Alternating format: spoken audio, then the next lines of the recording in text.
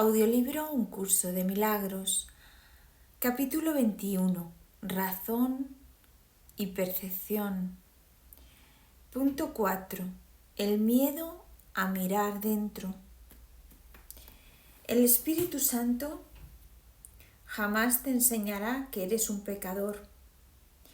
Corregirá tus errores, pero eso no es algo que le pueda causar temor a nadie. Tienes un gran temor a mirar en tu interior y ver el pecado que crees que se encuentra allí. No tienes miedo de admitir esto. El ego considera muy apropiado que se asocie el miedo con el pecado y sonríe con aprobación.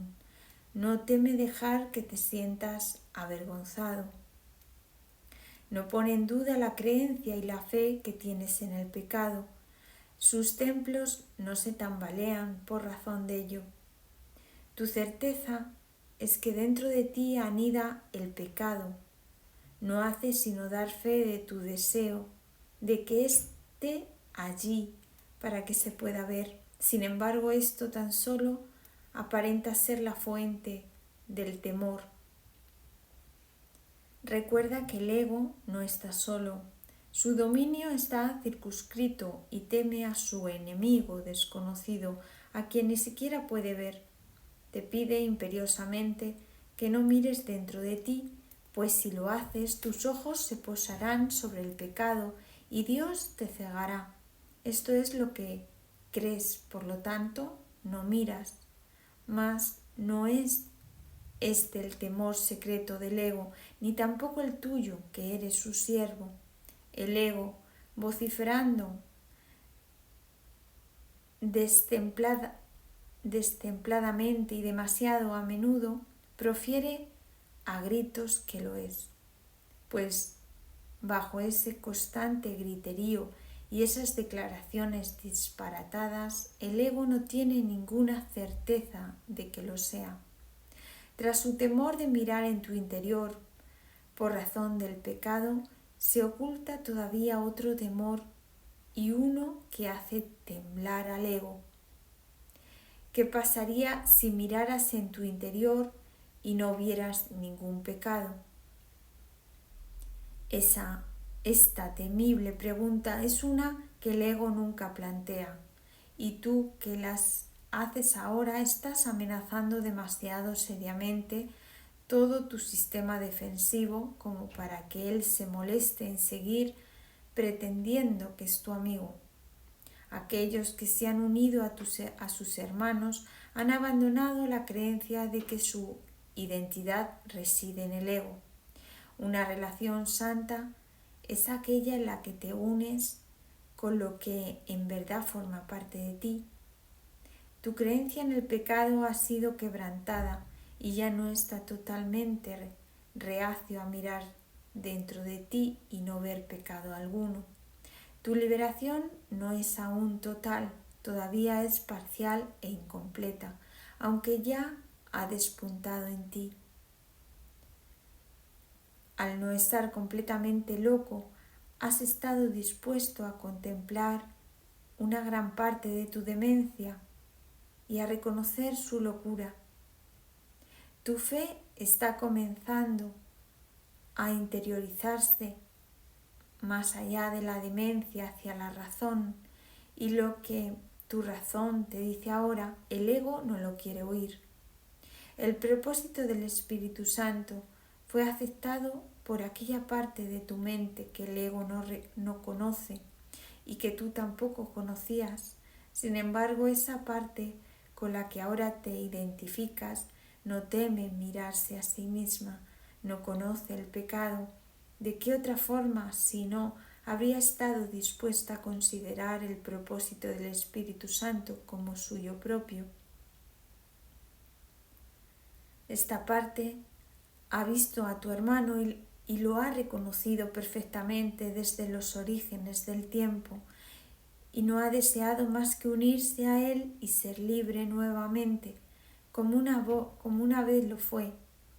Ha estado esperando el nacimiento de la libertad, la aceptación de la liberación que te espera.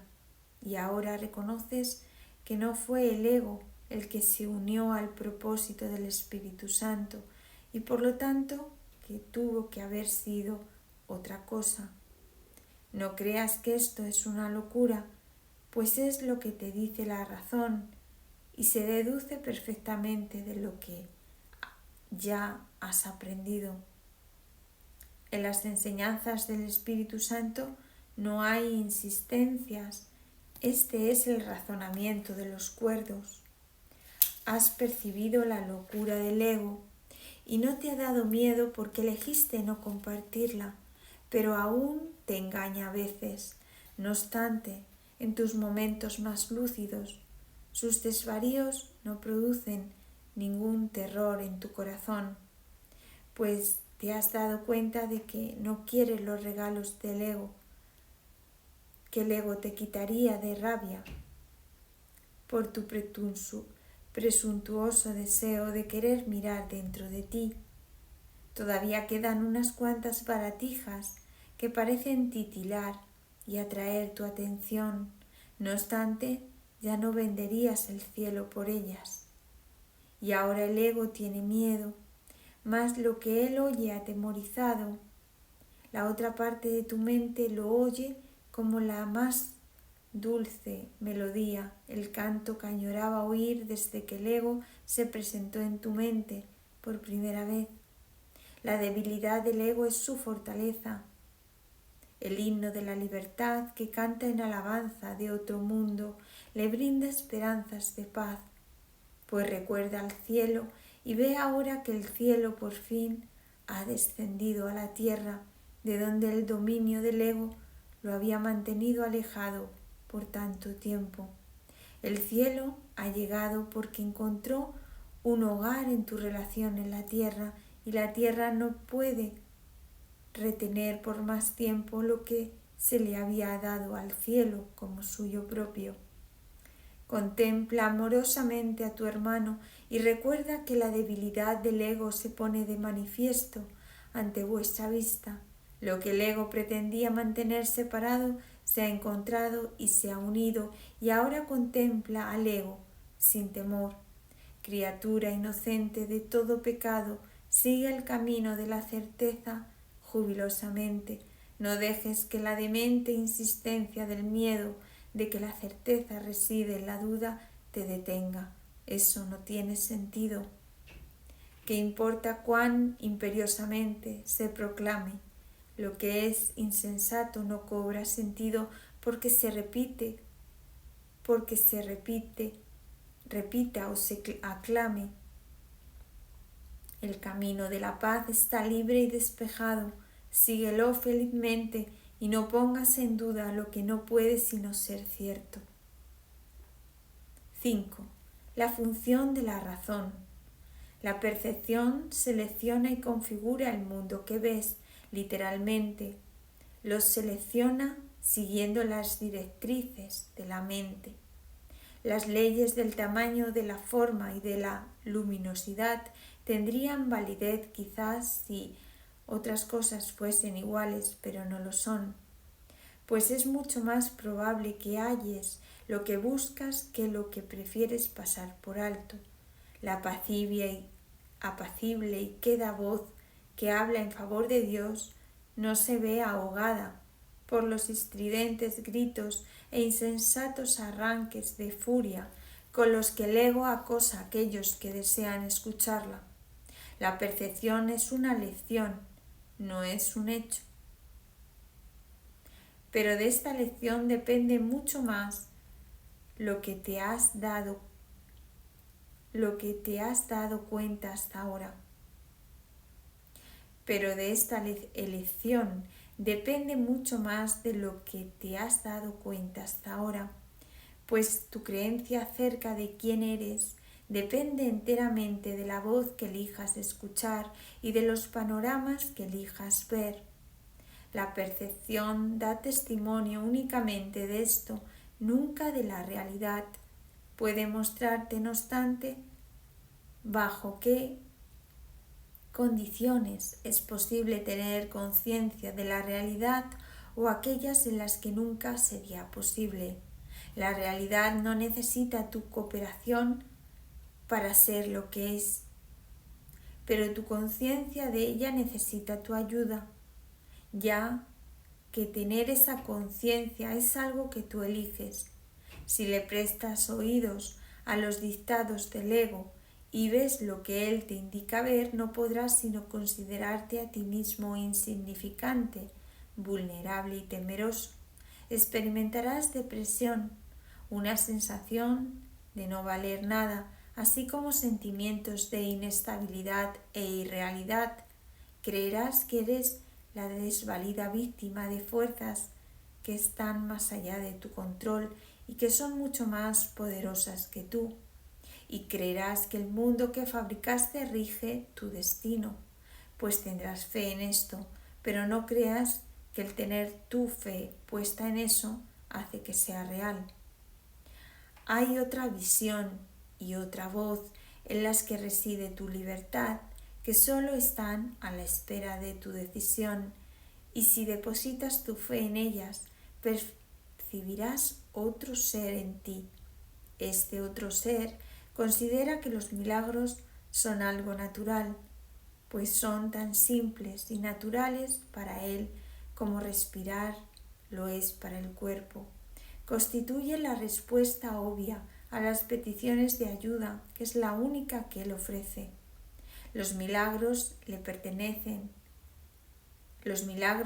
parecen antinaturales al ego, porque no entiende cómo es posible que mentes separadas puedan influenciarse unas a otras, y si estuvieran separadas ciertamente no podrían hacerlo. Pero las mentes no pueden estar separadas. Este otro ser es perfectamente consciente de esto, y así reconoce que los milagros no afectan la mente de otro, sino la suya propia. Los milagros siempre cambian tu mente, pues no hay ninguna otra. No te das cuenta de hasta qué punto la idea de la separación ha interferido en el ejercicio de la razón. La razón mora en el otro ser que has excluido de tu conciencia, y nada de lo que has permitido que parezca en ella es capaz de razonar. ¿Cómo va a ser posible que aquel segmento de la mente que está desprovisto de razón pueda entender lo que es la razón o comprender la información que ésta le podría suministrar? De ese segmento pueden surgir todo tipo de preguntas, pero dado que la pregunta básica solo puede proceder de la razón, él jamás la podrá plantear. Al igual que todo lo que procede de la razón, la pregunta básica es simple y obvia, si bien aún no se ha planteado, mas no creas que la razón no la podría contestar. El plan de Dios para tu salvación no se habría podido establecer sin tu voluntad y consentimiento. Tuvo que haber sido aceptado por el Hijo de Dios, pues lo que Dios dispone para él, él no puede sino aceptarlo, y Dios no dispone nada sin su Hijo ni su voluntad. Depende del tiempo para consumarse. Por lo tanto, lo que se unió a la voluntad de Dios tiene que encontrarse en ti ahora, puesto que es eterno. Tienes que haber reservado un lugar en el que el Espíritu Santo puede morar y donde ya se encuentra. Tiene que haber estado ahí desde que surgió la necesidad de él, la cual quedó satisfecha en ese mismo instante. Eso es lo que tu razón te diría si escuchases.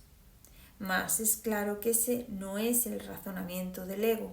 El hecho de que la naturaleza de tu razón le sea ajena al ego es prueba de que no hallarás la respuesta en él. No obstante, si esto es así, dicha respuesta tiene que existir, y si existe para ti y su propósito es tu libertad, debes ser libre de encontrarla. El plan de Dios es muy simple, nunca es indirecto, ni se derrota a sí mismo. Dios no tiene otros pensamientos excepto los que extienden su ser, y en esto tu voluntad tiene que estar incluida. Así pues, debe haber una parte en ti que conoce su voluntad y la comparte. No tiene sentido preguntar si lo que tiene que ser como es, lo es. Pero sí tiene sentido preguntar por qué no eres consciente de lo que no puede sino ser como es. Pues debe haber una respuesta para ello si al plan de Dios para tu salvación no le falta nada. Y no puede faltarle nada porque su fuente no conoce la incompleción. ¿Y dónde podría encontrarse la respuesta sino en la fuente? ¿Y dónde estás tú sino allí donde se encuentra esa misma respuesta? Tu identidad, que es un efecto tan verdadero de esa fuente como lo es la respuesta, tiene por lo tanto que estar unida a ella y ser lo mismo que ella. Por supuesto que sabes esto, y mucho más que esto, pero cualquier parte del conocimiento supone una amenaza tan seria para la disociación como todo el conocimiento en sí, y dispondrás de todo el conocimiento con cualquier parte de él. He aquí la parte que tú puedes aceptar, puedes ver lo que la razón te señala, porque los testigos a su favor son inequívocos. Solo aquellos que son completamente dementes podrían hacer caso omiso de ellos, y tú ya has dejado atrás esa etapa. La razón es un medio que sirve para los fines del Espíritu Santo por derecho propio. No se puede reinterpretar ni recanalizar para que se ajuste a la meta del pecado, tal como se hace con otros medios. Pues la razón está más allá del alcance de los medios del ego. La fe, la percepción y la creencia pueden estar mal ubicadas y servir de apoyo tanto para las necesidades del gran embaucador como para las de la verdad.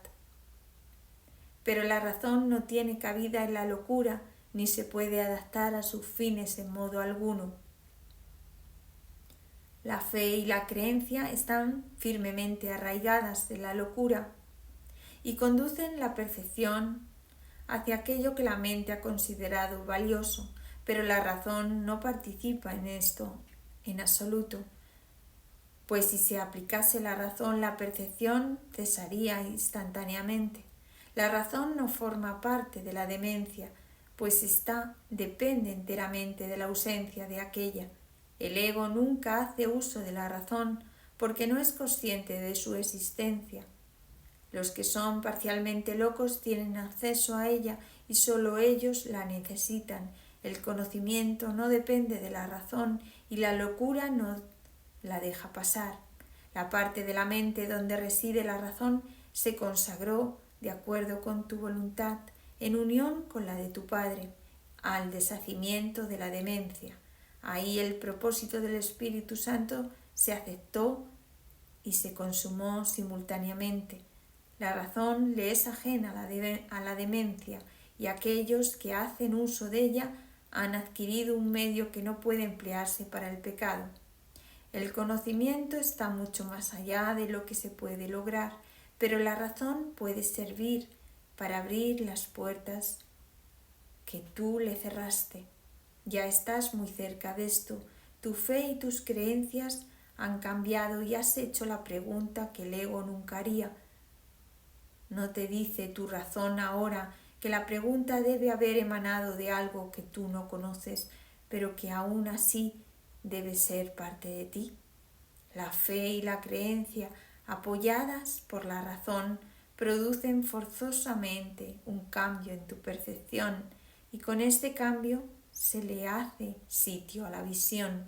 La visión se extiende más allá de sí misma, tal como lo hace el propósito al que sirve, así como todos los medios para su consecución.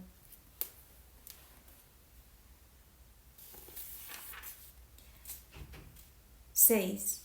La razón en contraposición a la locura. La razón no puede ver pecados, pero puede ver errores y propicia su corrección. No les otorgas valor, pero sí otorga valor a su corrección. La razón te diría también que cuando crees estar pecando, estás de hecho pidiendo ayuda. No obstante, si no aceptas la ayuda que estás pidiendo, tampoco creerás que puedes darla, de modo que no la darás, y así no renunciarás a esa creencia. Pues cualquier clase de error que no haya sido corregido te engaña con respecto al poder que reside en ti para llevar a cabo la corrección. Si dicho poder puede llevar a cabo la corrección y tú no se lo permites, te estás negando la corrección a ti mismo, así como a tu hermano. Y si él comparte contigo esta misma creencia, ambos creeréis estar condenados, pues evitarle esto a él y evitártelo a ti. Puedes evitarle esto a él y evitártelo a ti, pues la razón no facilitaría la corrección únicamente en ti. No puedes aceptar o rechazar la corrección sin incluir a tu hermano. El pecado mantendría que sí puedes, mas la razón te dice que no puedes considerar a tu hermano o considerarte a ti mismo como un pecador y seguir percibiéndolo a él o percibiéndote a ti como inocente. Quien que se considere a sí mismo culpable podría ver un mundo libre de pecado. ¿Y quién puede ver un mundo pecaminoso y considerarse al mismo tiempo ajeno a ese mundo? El pecado mantendría que tú y tu hermano no podéis sino estar separados. Pero la razón te dice que esto tiene que ser un error, pues si estáis unidos, ¿cómo ibais a poder tener pensamientos privados y cómo podría ser que los pensamientos que se adentran en lo que solo parece ser tuyo no tuvieran ningún efecto en lo que sí es tuyo? Si las mentes están unidas, eso es imposible. Nadie puede pensar por separado, tal como Dios no piensa sin su Hijo. Eso sería posible únicamente si ambos morasen en cuerpos. Tampoco podría ninguna mente pensar por separado a menos que el cuerpo fuera la mente, pues únicamente los cuerpos pueden estar separados y por lo tanto ser irreales. La morada de la demencia no puede ser la morada de la razón, pero es fácil abandonarla si ves la razón. No puedes abandonar la demencia trasladándote a otro lugar. La abandonas simplemente aceptando la razón en el lugar que antes ocupaba la locura. La locura y la razón ven las mismas cosas, pero es